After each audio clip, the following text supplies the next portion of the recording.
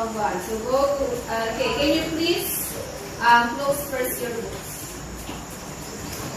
Okay, so I just want to know if you learned or if you already mastered the vocabulary 1. Okay, so how many words are those?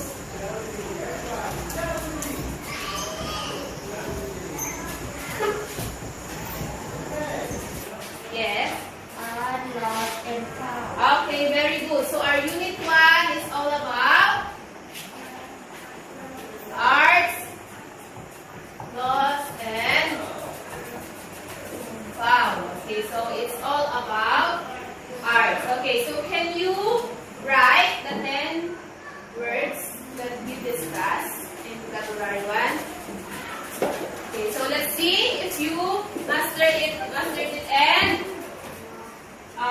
know the spelling. Okay. Anyone? Write one word. So I remember, or that is, those are 10 words. Okay, anyone?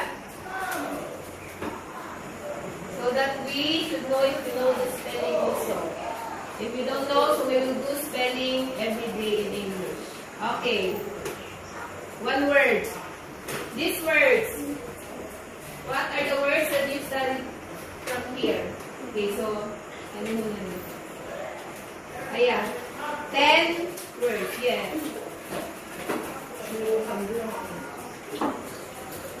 Later, I will ask you to write your name and put in your table so that I will remember. Okay, so we have.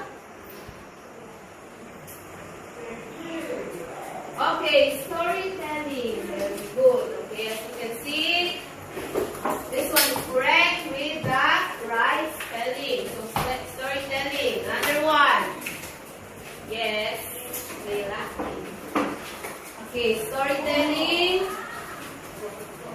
Next is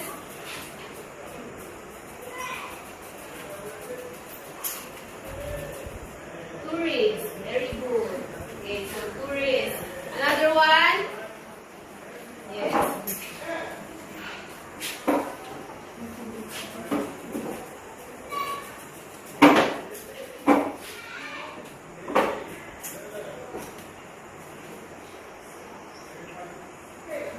Okay, very good. Okay, next. Last 7 words. Anyone? I don't know your name yet. Please. Can you please raise your hand? Last 7 words.